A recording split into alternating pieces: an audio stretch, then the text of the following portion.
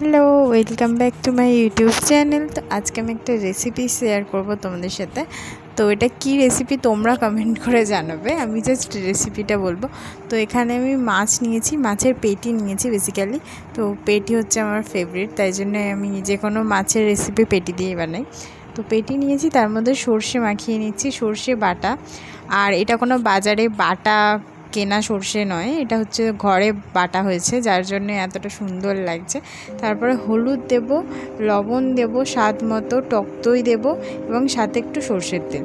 যে কোনো ভাপা রেসিপিতে যখন ওখানে যখন তুমি মিক্সটা করবে, তখন যদি তুমি একটুখানি সর্ষের তেল দাও, ওটা আলাদাই রকমের টেস্ট লাগে। আর আমার তো সর্ষের তেলের গন্ধটা বেসিক্যালি খুব ভালো লাগে ভাপার মধ্যে। তো এখন দেখতেই পাচ্ছ এটা ম্যারিনেট করা হয়ে গেছে। ম্যারিনেট করে এইভাবে তোমরা এখন 1 ঘন্টার মতো রেখে দেবে। আর এখানে আমি নিয়েছি লাউ পাতা নিয়েছি। তো লাউ পাতা, এটা তোমরা কলা পাতাতেও করতে পারো, কিন্তু কলা পাতাতে কী হলে কী হয়, কলা পাতাটা ফেলে দিতে হয়। লাউ পাতাতে হলে লাউ পাতাটা তোমরা খেয়ে নিতে পারবে।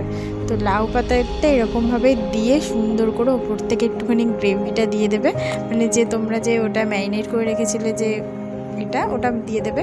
তারপর খুব সুন্দরভাবে এটাকে মুড়ে নিতে হবে। পাতাটাকে মুড়ে নেওয়ার পরে যে ঘরে যে সুতো থাকে, যে স্টিচ করার জন্য আমরা যে সুতোগুলো ইউজ করে থাকি নর্মালি, ওই সুতোটাকে জাস্ট ভালো করে 4টে ভাঁজ করে এরকম সুন্দর করে, যেমন দেখাচ্ছি এরকম সুন্দর করে তোমরা ভালো করে এটাকে ঘুরিয়ে নেবে।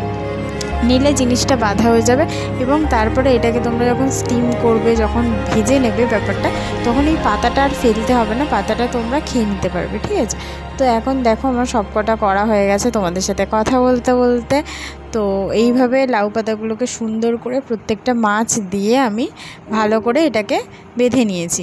তারপরে এটাকে কোনো রকম জলে ভাপাবো না, আমি এটাকে তেলের মধ্যেই ভাপাবো। অল্প একটু তেল দিয়েছি কড়াইতে, গরম করে ফার্স্ট একটা পিঠ ভালো করে ভেজে নেবে, তারপর আর একটা পিঠ ভালো করে ভাজবে। এবং এটা তোমরা কিন্তু চাপা দিয়ে করবে, তাহলে মাছটা সুন্দর কুকড হয়ে যাবে, সিদ্ধ হয়ে যাবে সুন্দর। আর এইটা হচ্ছে দেখো, আমি যখন পুরো কমপ্লিট হয়ে গেছে জিনিসটা, তখন আমি দেখাচ্ছি।